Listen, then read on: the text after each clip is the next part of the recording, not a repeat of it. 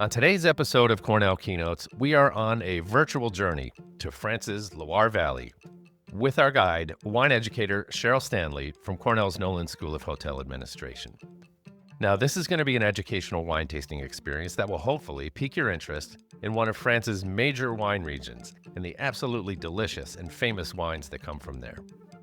Now, this is our fifth wine tasting episode together, and on this installment, Cheryl guides us through several Loire Valley wines, all the while sharing fresh insights on everything from regional terroir to individual tasting notes.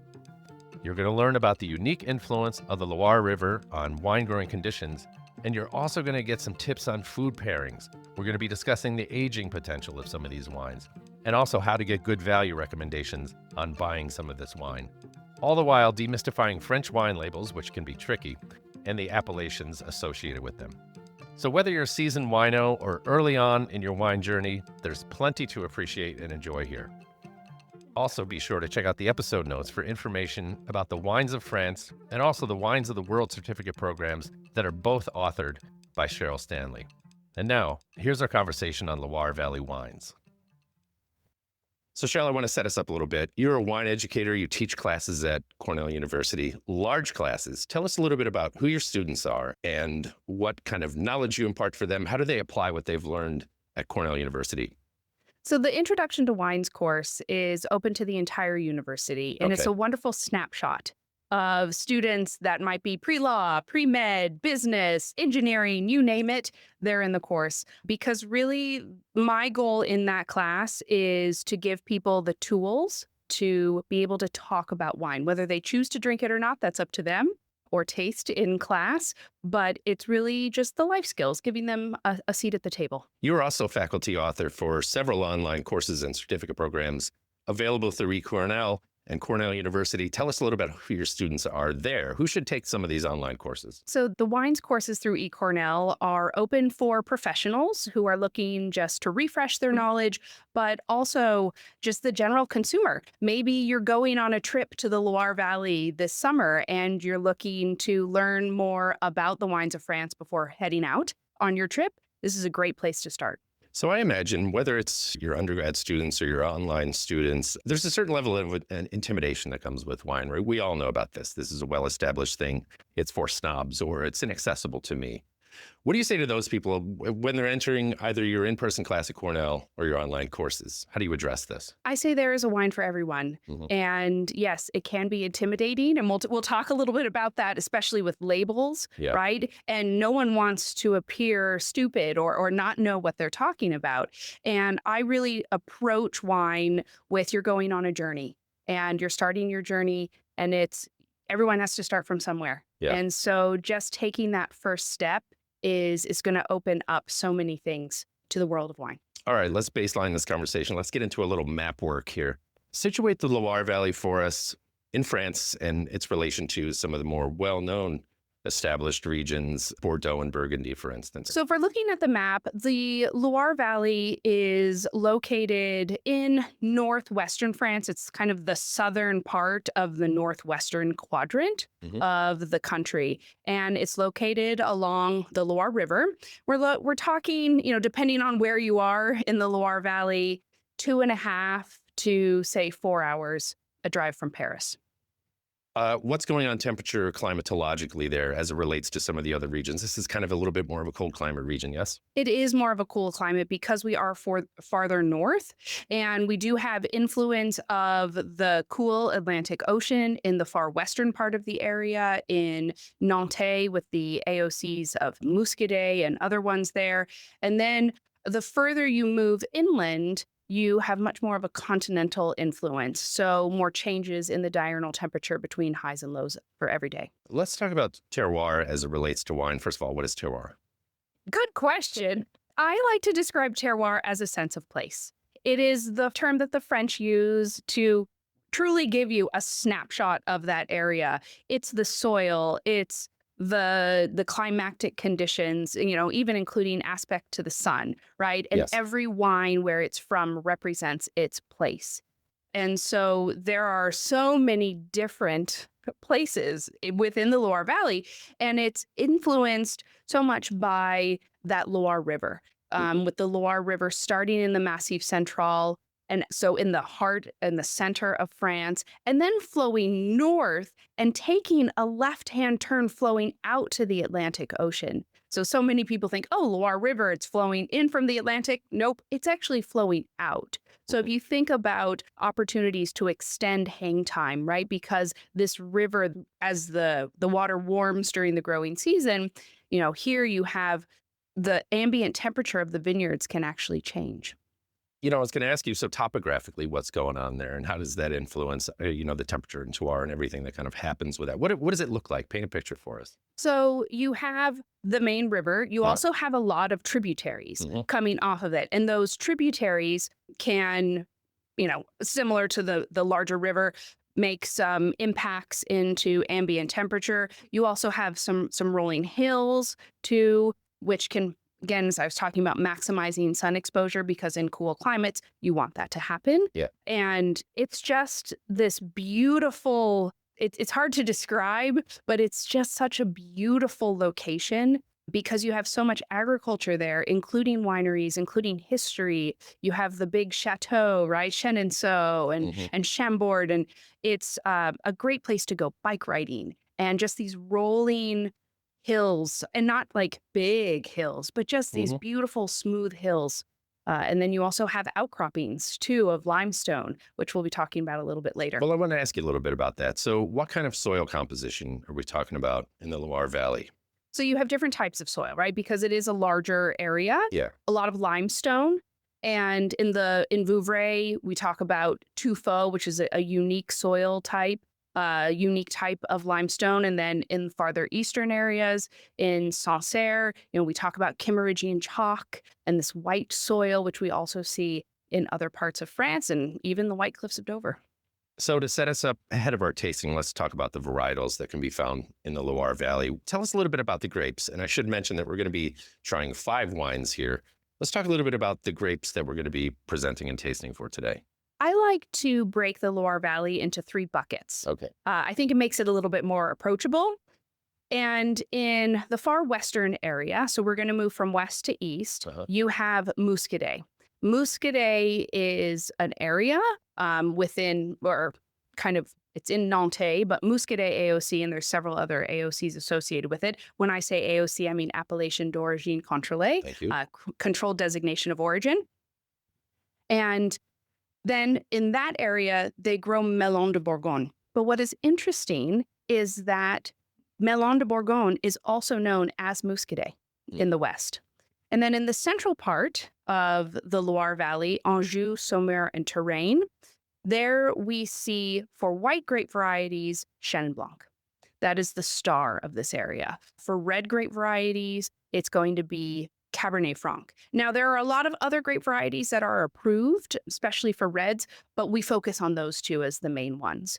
And then in the eastern part, which some people in the wine world call it as the central Loire Valley because it is so far east, and yes, it's kind of the halfway point of the river, but I like to associate it as the eastern part of the growing of the wine producing areas. There we focus on the white grape varieties, Sauvignon Blanc, and the Pinot Noir for the red. Good. Now getting to the wines, you had discussed the varietals among the 3 sort of big regions within there, but these wines aren't called they're not named after the grape itself, right? They have the AOC that you discussed. Talk about that a little bit more so we can understand it.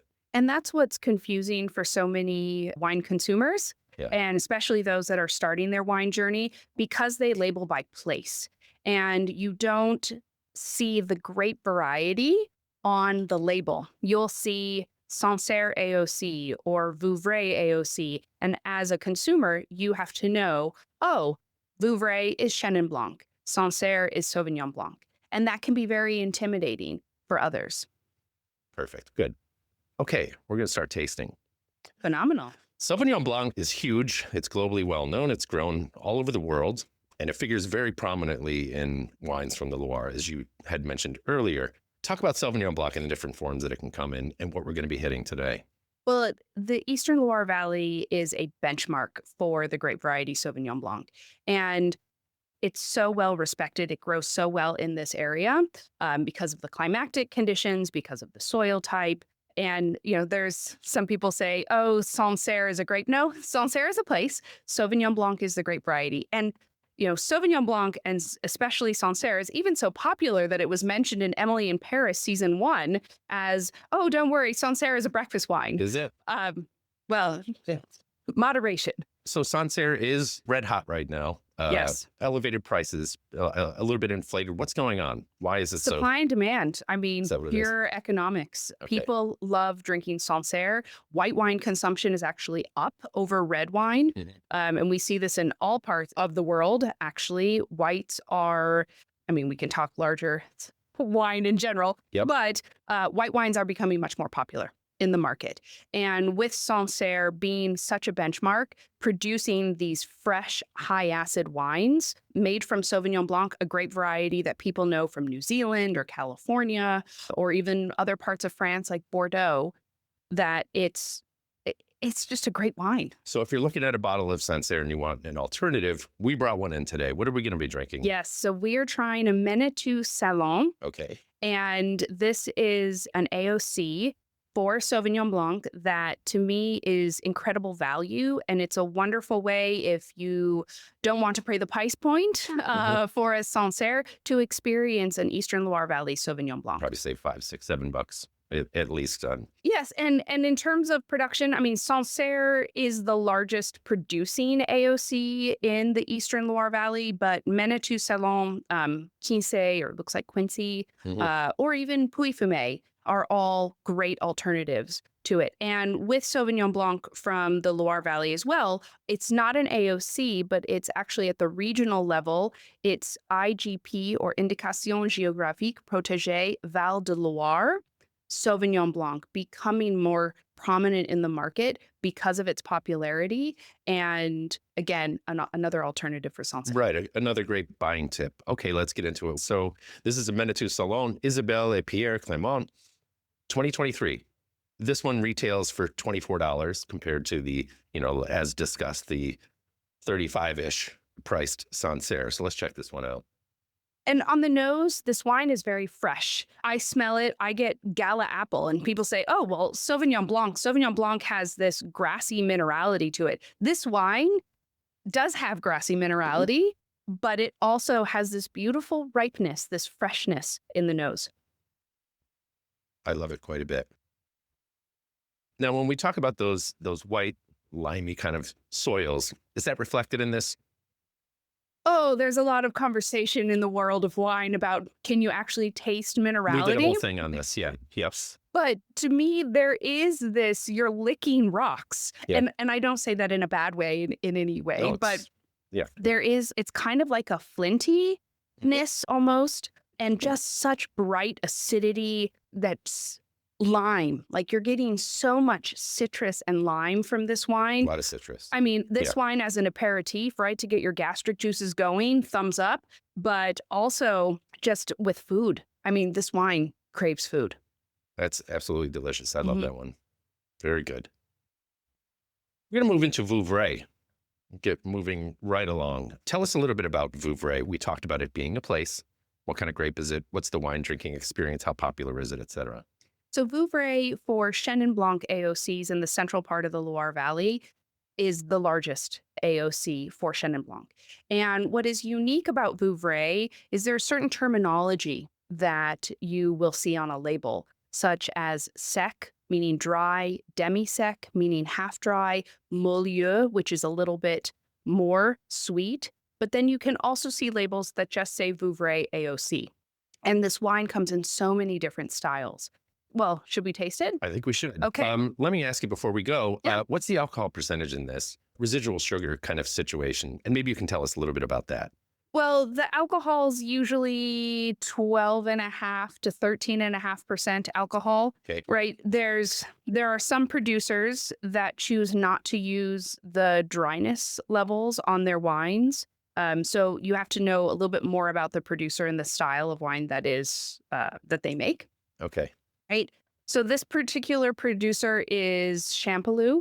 It's a wine that I have served many times in the Introduction to Wines course. It also has a Cornell connection with Anthony Lynch. It's imported into the United States by Kermit Lynch. Kermit Lynch's son, Anthony, is a Cornellian Arts and Sciences class of 12. Mm-hmm. But I love this wine because it's so approachable. It's a great first, you want to try Chenin Blanc and you haven't had it from the Loire Valley. This is a wine that you can go to and see that style. This is the Chenin Blanc. Let's compare and contrast it a little bit to the wine that just came before, right? We had highlighted some citrus components, maybe had a small debate about minerality and its our ability to perceive it and so on. This is a different wine. This is a different grape. Chenin Blanc.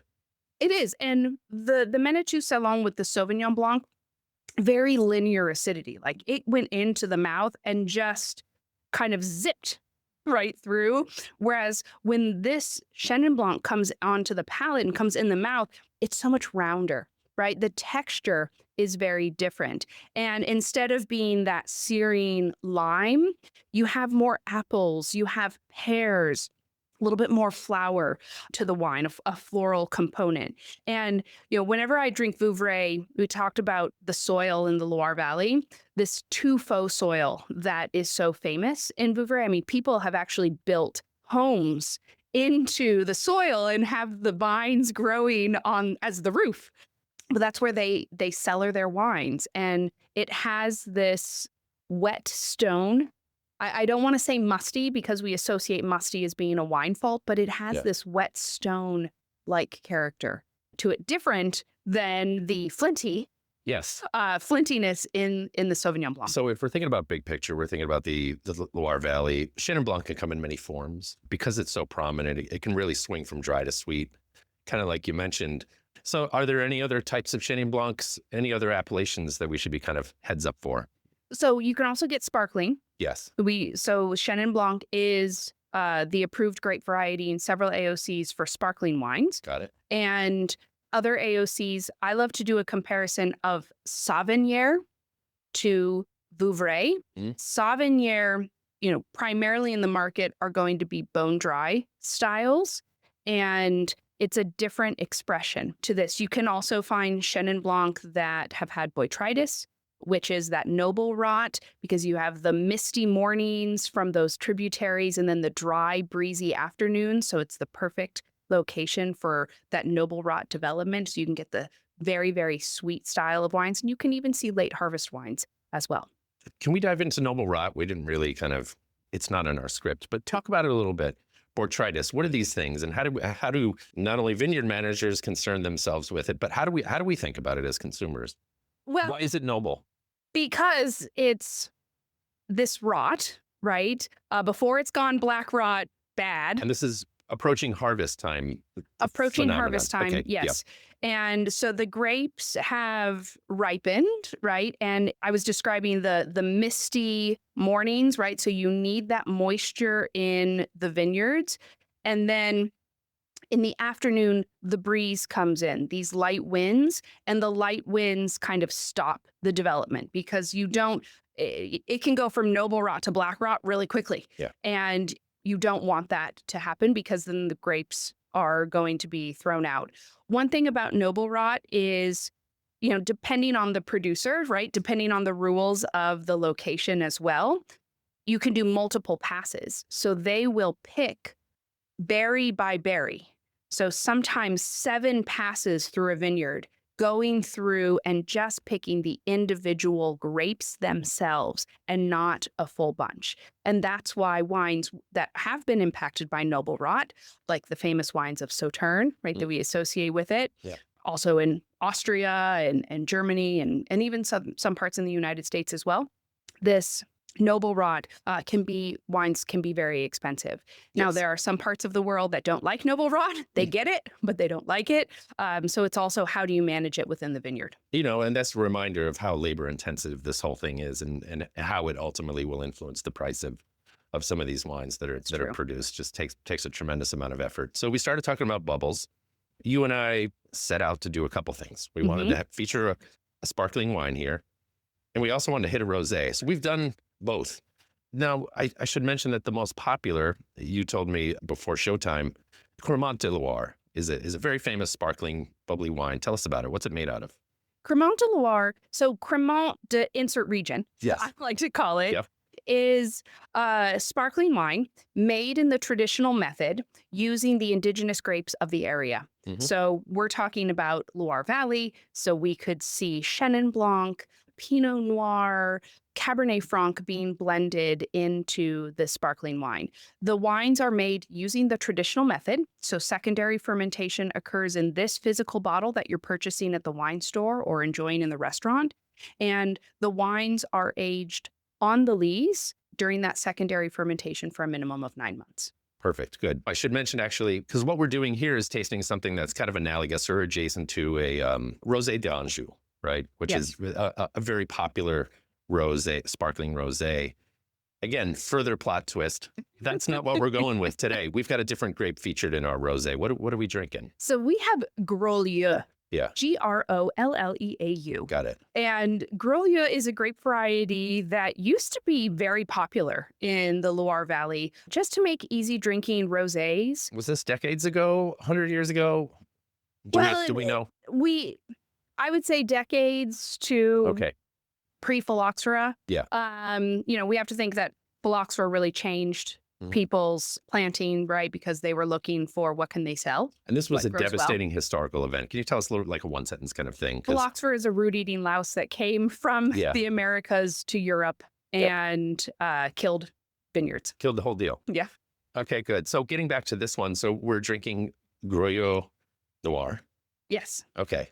Now, typically, Rosé d'Anjou can be made with other grapes, or typically is, these days, increasingly made with different grapes, yes? Yes. So Cabernet Franc and Malbec, which is called Cot, C-O-T, in the Loire Valley. Even Cabernet Sauvignon is a grape variety that's approved. While we don't see Cabernet Sauvignon as a single varietal wine from the Loire, it is allowed to be blended in different AOCs. Okay, let's situate this one. Let's begin tasting. This is La Vie en Rose, Domaine du Pas Saint-Martin. $22 bottle of wine here. $22 bottle of bubbles is great. Yep. Approachable. We should be celebrating life every day. So drink bubbles, whether it's water or sparkling water or wine. Yeah. But it's very refreshing. Great. And all of the wines that we've had so far are so food friendly. And I love bubbles because bubbles, it's like, the carbon dioxide is scrubbing bubbles on your palate. So it can take foods that are rich, also foods that have a lot of flavor to them. And with the rosé, that little bit of strawberry and just a hint of tannin to it as well. Delicious. It doesn't taste like a Cab Franc kind of rosé, right? Yeah. This is a different deal. This is juicy strawberries. Yes, exactly. Like juicy, but not just strawberries, raspberries, like super ripe, middle of the summer. You go to a you-pick place and you're picking blueberries, strawberries, raspberries right off of the bushes and they're still warm. Like it's just, this is summertime in a glass. This is a smash hit, guaranteed slam dunk for a party, right? Oh, yes. And this has a little bit higher sugar content in the dosage. It's not going to be brut, which means that there is some fruity sweetness, but also sweetness within the wine. That's terrific. $22 bottle of wine. All right, let's get into the Cab Francs. Okay. I've been thinking about this the whole time. Cabernet Franc figures into several different types of wine from the Loire Valley. We're going to be sampling two. Let's start with Chinon. Pretty famous. Chinon is very famous. A good AOC, if you're looking to experiment with Cabernet Franc from the Loire Valley, Chinon produces the most amount of dry red wines for the area, so it's a good place. You'll see it readily available in the market. Cab Franc is not the most popular wine grape in the world, right? And many people may have yet to experience it. Certainly in our audience, right? If you're kind of accustomed to, yes, Cab Franc is made in America, but it's not one of the most preeminent wines that we serve here. But situate Cabernet Franc among some of the other wines that we know. We can compare to Bordeaux, Cabernet Sauvignon, whatever.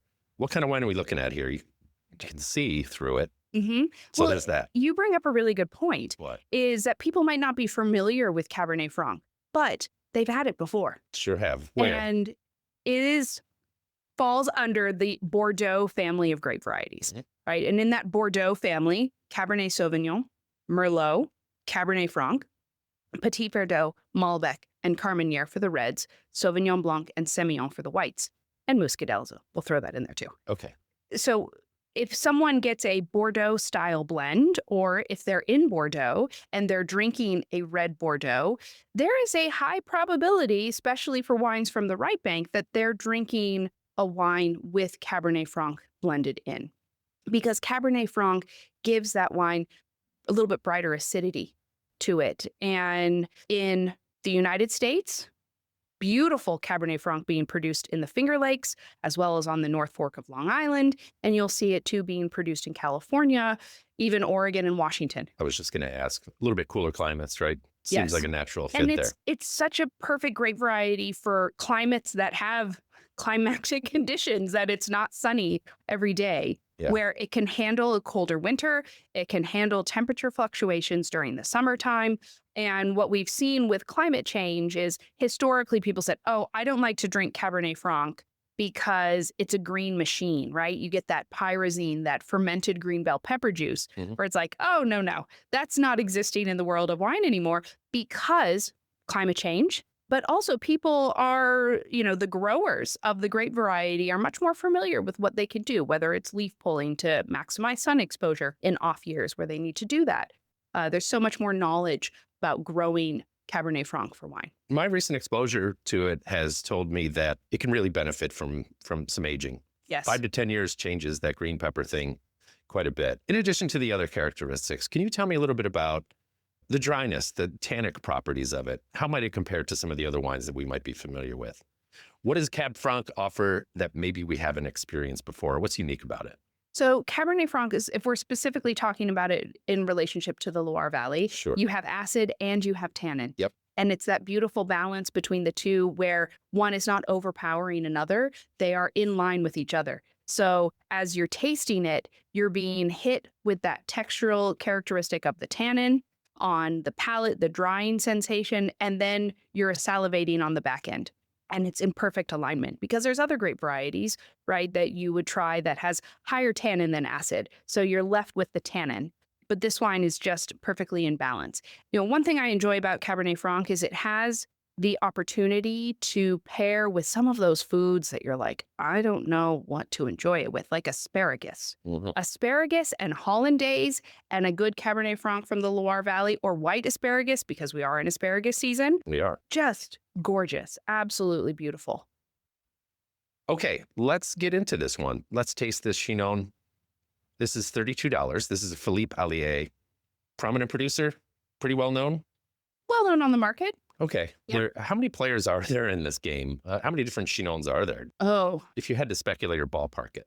you know what? I don't think I can answer that question. Okay, don't. I know. That's fine. And one thing is interesting, looking at it from a very U.S. perspective, Yeah. There are a lot of producers that don't even make it to the States. Right. So you have to go over there to actually experience the wines or go to Paris and see it. And so I would be hard to say. Like Jouguet is a very famous producer that I've served many times. And so, yeah. But tons of small producers Yes. coming from this region as well. Yes. I mean, the entire Loire Valley, we're not talking about massive companies coming in. Right. These are small family producers, multiple generations. They have a couple hectares and they work really hard on those hectares. And you can taste their passion for these wines. I really like Chinon. Let's dig in and see what we got here. Well, should we pick them up and compare them side by side? Sure. Okay. All right, so let's look at them. So What kind if of you're glass looking at the appeal? color, Yeah. the Chinon is a little bit darker It is. in color, has more color intensity, but both of them are very much in that fuchsia, ruby red spectrum, fading to a pink rim. And then you have the Chinon, right? A little bit, I smell it and I just picture more concentrated, more earthy notes, not dried fruit as in the grapes were left on the vines for too long, so they started to raisinate, but there is a darker concentration in this wine. Compared to the Bourgogne is juicy. It's so different. It's really different. And one thing that kind of commonly in terms of winemaking with Cabernet Franc from the Loire Valley is we don't talk about new oak. New oak is not really a thing. There are some producers playing around with it, but we're looking at neutral oak. So really what you're getting in the glass is maybe some extended maceration, just kind of the winemaking, the aroma of the grape itself. So just to back up a little bit and put this in the larger educational context, right? So Chinon requires new oak. No. Oh, it does not. No. So we don't see new oak. Oh, my bad. No. Okay. Okay. Which is different than the Cabernet Franc from Bordeaux or Cabernet Franc from California. Got it. Okay. Where we would see new oak. We would get those vanilla caramel butterscotch characteristics in the wine from that. Whereas here, this is very much the fruit, fruit itself. Got it. Okay. Now I get it. This is the Chinon.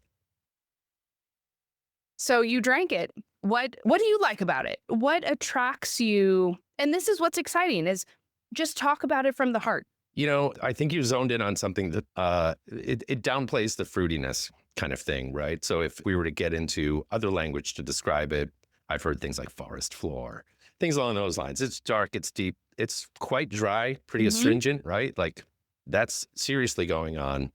I don't really experience the green pepper kind of thing too heavily within this one. No. Sometimes it's right there. Not in this case. What do you get from it? Well, I love again, kind of going back to that balance of tannin and acid. Yeah. While I was hit initially with the tannin, it was like it's huge. Textural wake up. Yep. But now it's gone. It's dissipated. And the dark cherry, like a very dark concentrated cherry note in it. And yes, there is some earthiness to this wine, kind of violets, almost tea-like. Yeah. Kind of, I wouldn't say bergamot, but like an Earl Grey type tea note. Yeah.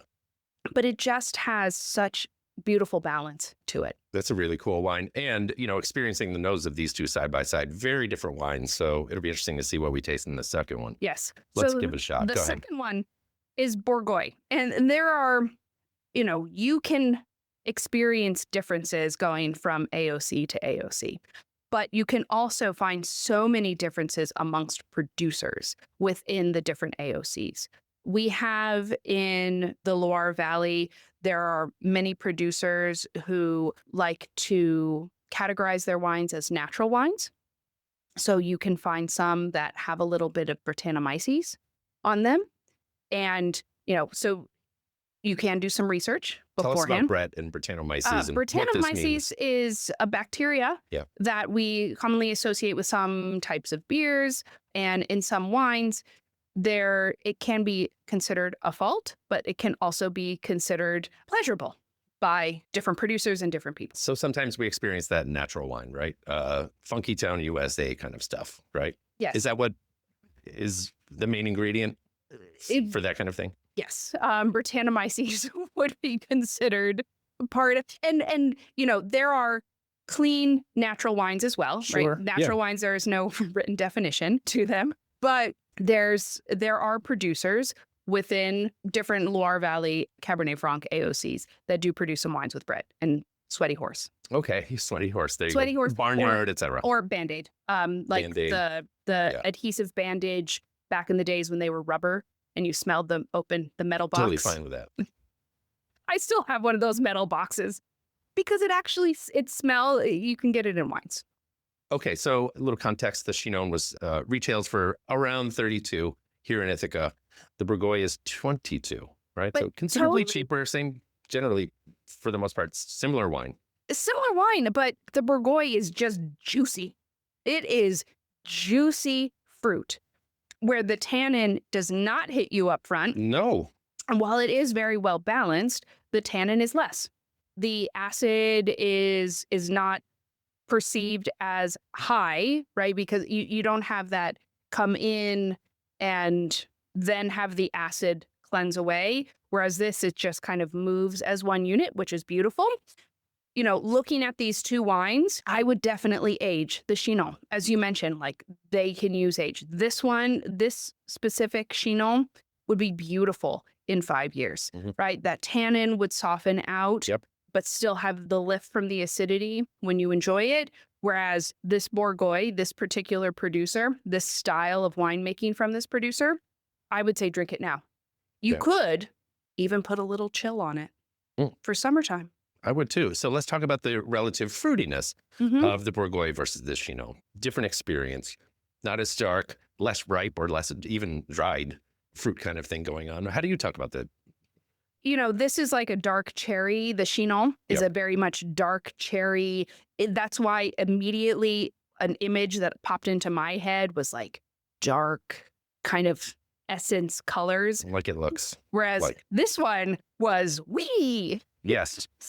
Really popped in your mouth. And I don't want to say Jolly Rancher, but it has this candied fruit like note, but it is dry. I mean, it is a dry wine. Yeah. A dry red. And to think about this too, these vineyards are just miles apart. But wow, a chasm in the comparative experience of those two. Exactly. And, as you're moving through the Loire Valley, right, you have these hills. And so certain aspects of vineyards might get more sun exposure than others. Yeah. And what you'll find is as you progress through your journey and you say, oh, wow, I really like the wines from this producer.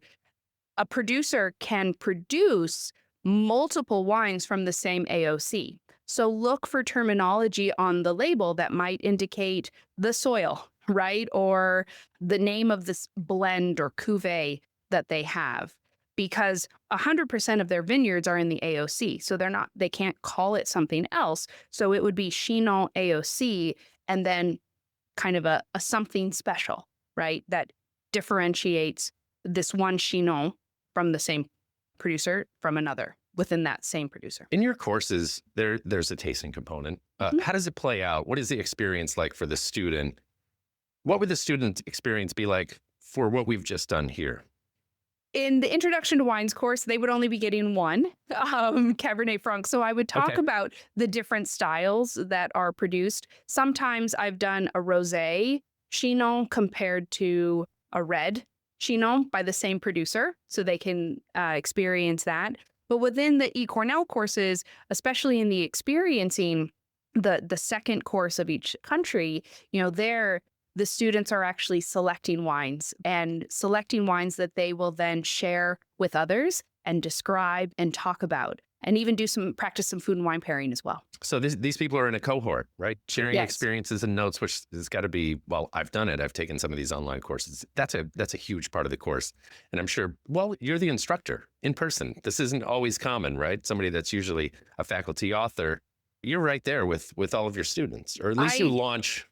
Tell me, I'm sorry. I do. No. Actually, I love teaching, being the facilitator on the eCornell courses, because to me, it's a way to connect with others and just sharing my passion for wine with others. And one thing with the events for the experiencing courses is they're, talking within, I call them wine chats, where we come together and people can bring a glass of wine and food and we kind of talk about it. But then they're also sharing their knowledge with their friends and family and others to be able to feel confident about their knowledge, but also practicing it in a way. Yeah. And I like that you use the term wine journey, because it's never ending. You're always on your way. There's always so much to learn. I mean, I'm pretty relatively early on in my wine journey, and I love learning from you and some of the resources you provided. We have a question from Amy who checks in. Sure. The actual bottles you're tasting today, have they been aged at all, or are they all basically right off the shelf? Now, I should mention, these are all 22s and 23s. Why are we drinking 22s and 23s? Is that what's available to us? How does this work out from a buyer's experience kind of standpoint and the growers? When did they release what? How does it work? So these wines are all pretty much current release. Yep. We can see some 24s hitting the market in the spring, May-ish. Yeah. And we'll talk a little bit about why there might be a delay in some and a little later. But these are current releases. Now, what some producers and some importers have done is hold back for the higher end, kind of the tête de cuvées, the top wines of different producers, hold back in inventory, or the producers themselves don't release them until after they've had more age to them. So, for example, Chateau d'Epray in Sauvignon, in 2021, their current release was 2016 of their white wine.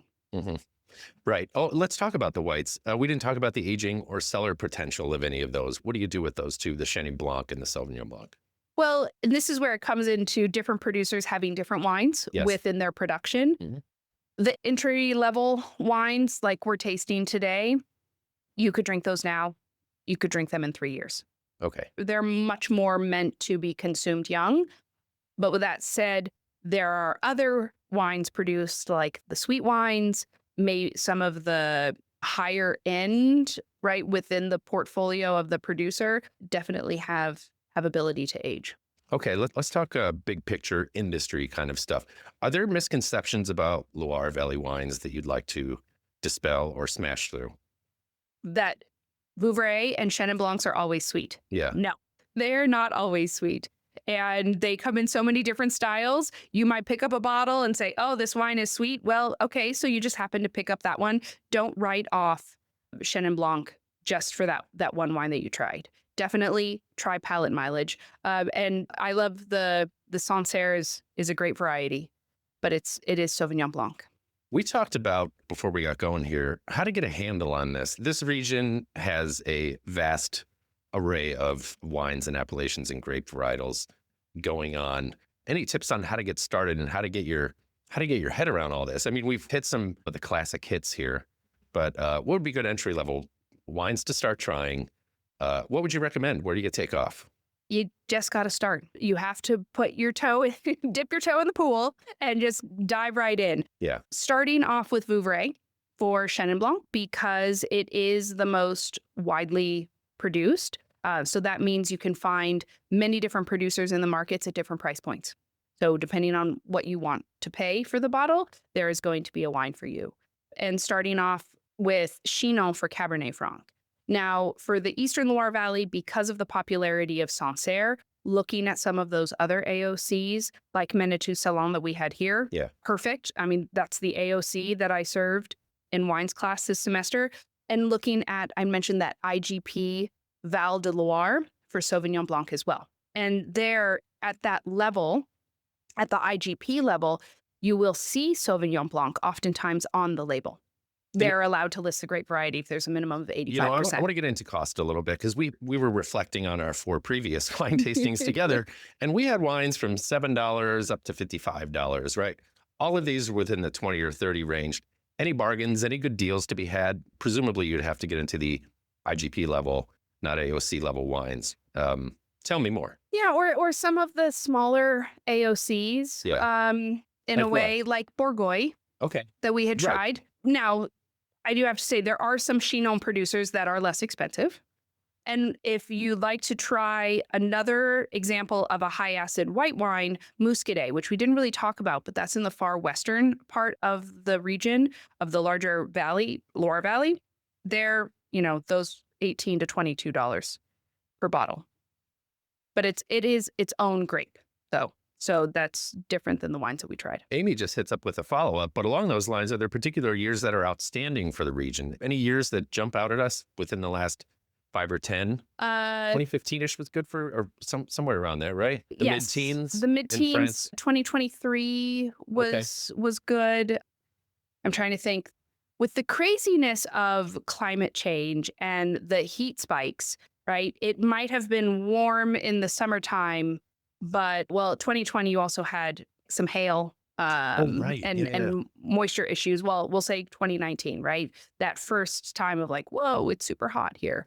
And extending that, looking for, it might have been hot in the summertime and then kind of mellowed out during harvest season. Kind of like a good brisket. You want it low and slow at the end. There you go. Perfect. The elephant in the room, wine prices and tariffs. What can we anticipate happening? You've been reading the trades, presumably. What can our wine consumers, those who want to begin their Loire Valley journey, I don't think we're going to see these $22 to $32 price tags on these. What's going to happen? Correct. With the wines from the European Union, at least in the United States, for those viewers and listeners that are in the U.S., we will see a 20% tariff on the wines. It's being talked about is that all that 100% of that 20% going to be passed on to the consumer? Are some of the producers, right, importers, because we have the 3-tier distribution system and there's multiple levels, can each tier take away a percentage point or two so it doesn't impact the final price? It's too early to say that, but something that, just want to let some people know is the 2024 releases or shelves might have a brief period of being empty because importers, when the 200% tariff was being discussed, importers actually stopped importing. They had wines that were slated to be released, but they weren't sure. They could not handle a 200% tariff. And so there could be a pause of, a couple of months on some of these wines being available. And this took the form of some high drama events going on, right? Boats are loaded over in Europe. Don't send it over. We're not going to do this. Or turning around shipping containers. Yes. Full of wines. A lot of people are going to struggle, certainly on the production side, but also on the consumer side. Everybody loses. Yes. And these are not massive corporations. No. These are small family operators that, the U.S. is the largest market for wine. And U.S. wines, while we make phenomenal wines here, they're different in style. We have different climatic conditions. And we also consume a lot in the United States, and the U.S. market cannot handle 100% of our consumption. Thank you for listening to Cornell Keynotes. Now check out the episode notes for information about the Wines of France and the Wines of the World certificate programs that are authored by our guest today, Cheryl Stanley. So I want to thank you for listening, friends, and please subscribe to stay in touch.